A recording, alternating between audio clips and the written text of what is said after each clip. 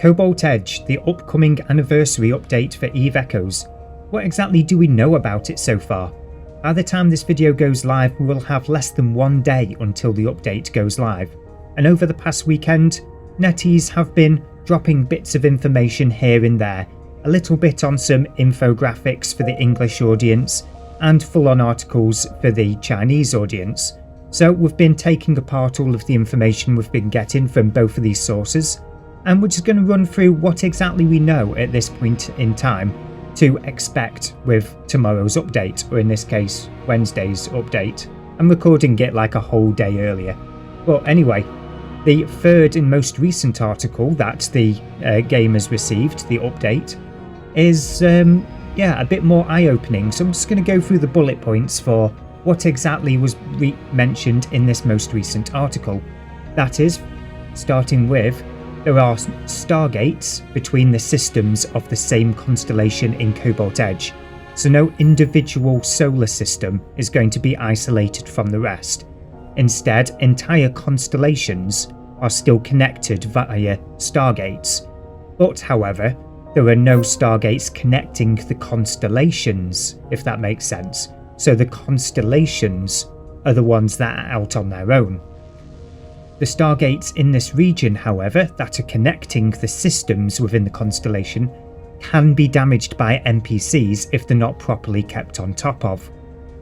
So this would imply that even the stargates within these constellations cannot be relied upon. If you don't keep on top of the rats, you lose the ability to move between the systems.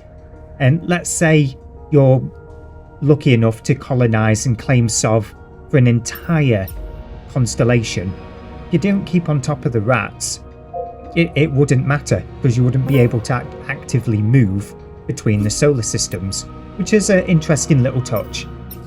Next up is the only way to access most of these constellations is via the clone bays and the wormholes. We kind of already knew that bit, but the clone bays is a bit of a new addition to it. The wormholes themselves, and I mentioned this ever so briefly in the previous video, we have a little bit more information here regarding it. The wormholes will be visible on the in-game map for the current constellation. Of course, that's gone through a translator, so I can't be 100% confident there, but I believe this to be the case. You can only see the wormholes for the constellation that you are in. Odds are, when you go to the solar system that you found a wormhole in, will either have a system whereby it's a celestial beacon that you can see automatically, or it'll be something you have to scan down. Me personally, I'm hoping it's something that we have to scan down. It just adds that extra little bit of effort that we have to place into the game. Next up is jump fatigue. You know that thing that capital pilots suffer from whenever they use their jump drives?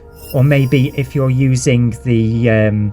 what's it called? It's been so long since I've covered it. The Sun Chaser jump system. If you use either of those jump systems, every time you make a jump, there's a fatigue system that kicks in. I don't fully understand it myself, but a similar fatigue system is in place for these wormholes. What that means is, if you're going through low-sec and you find a wormhole, you jump in on the other side, you find a hostile force that you want to play gate games with, so you jump back through the wormhole, you can't jump back in again. You can only make 2 successive jumps, and then after that you've got to wait for your time to expire, however long that fatigue time is going to be. Which is kind of interesting. I'm kind of glad they put something like that in there.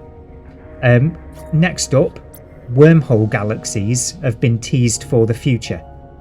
So what do we mean by wormhole galaxies?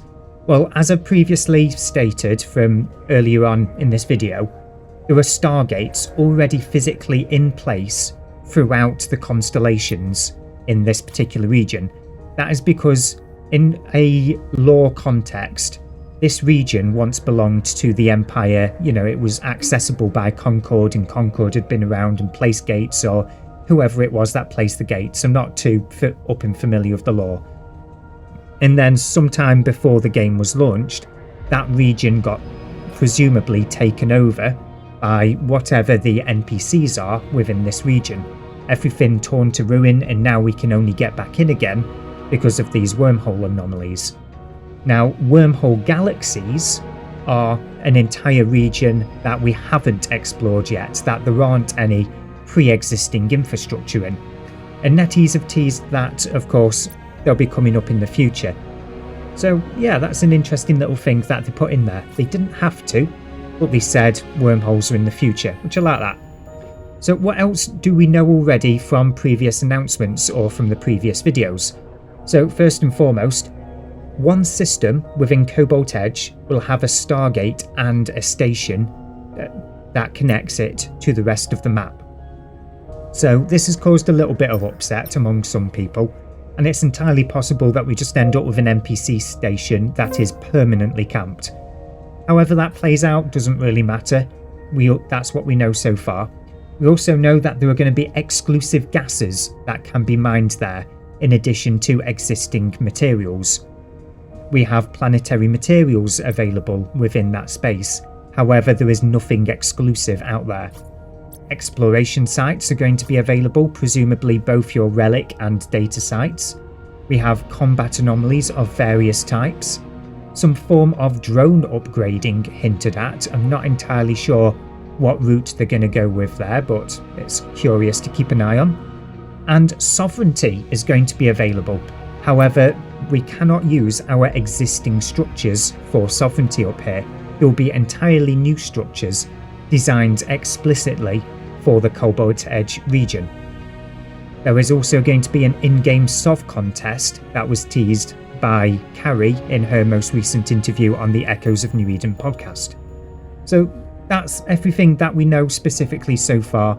That is confirmed in writing from NetEase in one form or another. What would I like to add as my own little bit of speculation? I'm just going to include what I included in a previous video, and I'm just going to go with containers. There was a previous patch where they just gave a little bit of love to the Nereus hauling ships, the ones with delivery holds, in a couple of different forms. And what goes in those delivery holds? First and foremost, containers. They were teased probably, 6 months ago now, if I had to guess. They've got to be there. They've just got to be waiting to press that button by now, surely. So that's going to be my own speculation wildcard. What's your speculation wildcard? Feel free to let me know in the comment section below. And until then, fly safe, fly with a bang, fly however it works for you. See you in New Eden.